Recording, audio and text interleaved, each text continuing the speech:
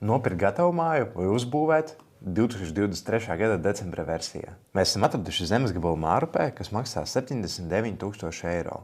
Pieskaitam klāt vēl valsts nodevu 1,5%. Lai saskaņotu projektu, visticamākais vajadzēs 6 līdz 9 mēnešus, jo jums vēl projekts arī jāuzzīmē. Privātmājas būvniecības izmaksas, ja grib labu, kvalitatīvu privātmāju, visticamākais ar iekļautu PVN būs 1700 līdz 1800 eiro par kvadrātmetru, kas galā izmaksas izveido plus mīnus 430 000 eiro. Taču ņemam vērā, ka mums vēl bija 6 līdz 9 mēnešu periods un būvniecības process, ko mēs esam menedžējuši, skatījušies un ieguldījuši laika enerģiju. Otrs scenārijs – mums ir jau gatava privātmāja. Tas, ko mēs apskatām, ir šāda privātmāja Mārupē 485 000. Pilnībā gatava, iekārtota jau ar mēbelēm. Ja ņemam vērā, ka pirmajai mājai vēl būtu jāiekārto mēbeles, kas arī noteikti nebūtu 10 vai 15 000, tad tā gala summa nostājas plus mīnus līdzīgi.